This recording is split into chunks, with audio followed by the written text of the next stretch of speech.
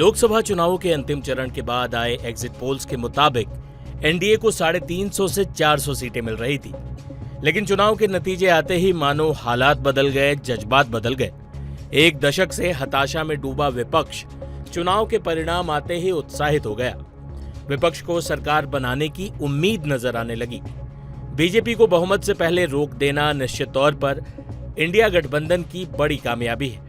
अब तक आए रुझानों और आंकड़ों के मुताबिक एनडीए गठबंधन 291 सीटों पर बढ़त बनाए हुए है।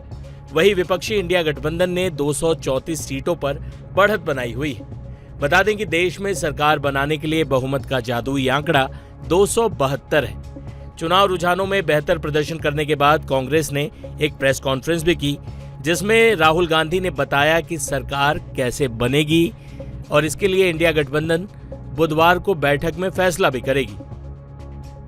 ये कह रहे हैं कि ये हिंदुस्तान के गरीब की जीत है, संविधान बचाने की जीत है।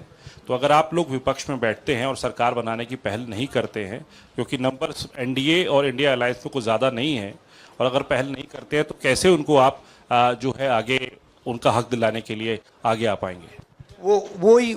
वही सवाल आप मतलब दूसरे तरीके से पूछ रहे हो। कल डिसाइड होगा, इंडिया गठबंधन की मीटिंग है, कल हमारा अलायंस डिसाइड करेगा।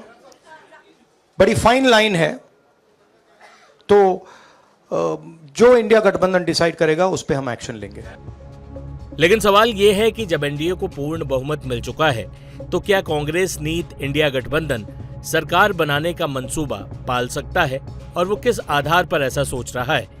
तो इसका गणित हम समझने की कोशिश करते हैं। एनडीए गठबंधन के दो सबसे बड़े सहयोगी बनकर उभरे हैं टीडीपी के चंद्रबाबू नायडू और जेडीयू के नीतीश कुमार। दोनों को मिलाकर 30 सीटें आई हैं। अगर एनडीए से इन दो दलों को निकाल दिया जाए तो बीजेपी गठबंधन अल्पमत में आ जाएगा। वहीं अगर यह संख्या इंडिया गठबंधन की सीटों में जोड़ी जाए तो वो बहुमत के करीब पहुंच जाते हैं। लेकिन सवाल है कि क्या ऐसा संभव है? तो इसका जवाब ये है कि राजनीति में कुछ भी असंभव नहीं है। नीतीश कुमार के पलटने का पुराना इतिहास है। इंडिया गठबंधन के निर्माण में उनकी सबसे महत्वपूर्ण भूमिका थी।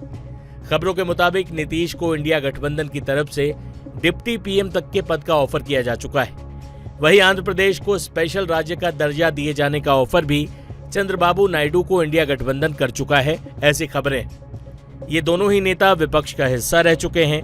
पीएम मोदी से अतीत में उनकी तकरार भी हो चुकी है। लिहाजा चंद्रबाबू नायडू और नीतीश कुमार पर विपक्षी इंडिया गठबंधन की निगाहें। हालांकि बीजेपी आलाकमान भी पूरी तरह से जुट गया है कि किसी भी तरह कोई फूट न हो। बुधवार को एनडीए और इंडिया गठबंधन के दल दोनों ही दिल्ली में बैठक करेंगे और अपने अपने घटकों के साथ आगे की योजना बनाएंगे।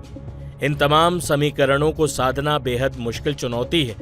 इसलिए पूरी संभावना है कि केंद्र में तीसरी बार न सिर्फ मोदी सरकार बनेगी बल्कि अपना कार्यकाल भी पूरा करेगी। लेकिन यह सियासत है जिसमें ऊंट कब किस करवट बैठ जाए कोई नहीं जानता।